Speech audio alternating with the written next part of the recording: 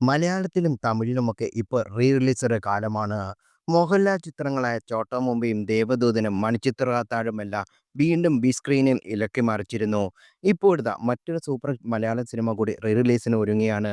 സുരേഷ് ഗോപി നായകനായ 'കമ്മീഷണറാണ്' വീണ്ടും ബിഗ് സ്ക്രീനിൽ എത്തുന്നത്. 'ചോട്ടാ മുംബൈ', 'ദേവദൂതൻ' തുടങ്ങിയ സിനിമകൾക്ക് റീമാസ്റ്റർ ചെയ്ത ഹൈ സ്റ്റുഡിയോസ് തന്നെയാണ് 'കമ്മീഷണറിന്റെ' റീമാസ്റ്റർ വർക്കിലും പിന്നിലും. 4K ഡോൾബി അറ്റ്മോസിലാണ് 'കമ്മീഷണർ' വീണ്ടും ബിഗ് സ്ക്രീനിലേക്ക് തിരിച്ചെത്തുന്നത്. സുരേഷ് ഗോപിയുടെ സോഷ്യൽ മീഡിയയിലൂടെയാണ് റീമാസ്റ്ററിംഗ് ട്രെയിലർ പുറത്തുവിട്ടിരിക്കുന്നത്. ചടുലമായ സംഭാഷണങ്ങളും ഉത്തേജനമായ രംഗങ്ങളും മികച്ച ആക്ഷൻ രംഗങ്ങളുമായി പ്രേക്ഷകരെ ആവേശം കൊള്ളിച്ച ചിത്രമായിരുന്നു കമ്മീഷണർ. ചിത്രത്തിനു വേണ്ടി ഒരുക്കിയ പശ്ചാത്തല സംഗീതം ഇന്നും പ്രേക്ഷകർക്കിടയിൽ കൗതുകവും ആവേശവും പകരുന്നത് ചിത്രത്തിന്റെ പ്രശസ്തി വർദ്ധിച്ചിരുന്നു.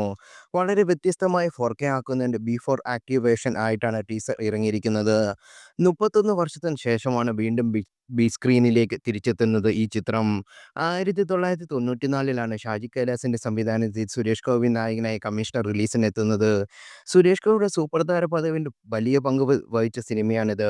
ശോഭന, രതീഷ്, ഭീമൻ രഘു, വിജയരാഘവൻ, ഗണേഷ് കുമാർ, രാജൻ ബി ദേവ് തുടങ്ങിയവരായിരുന്നു സിനിമയിലെ പ്രധാന അഭിനേതാക്കൾ.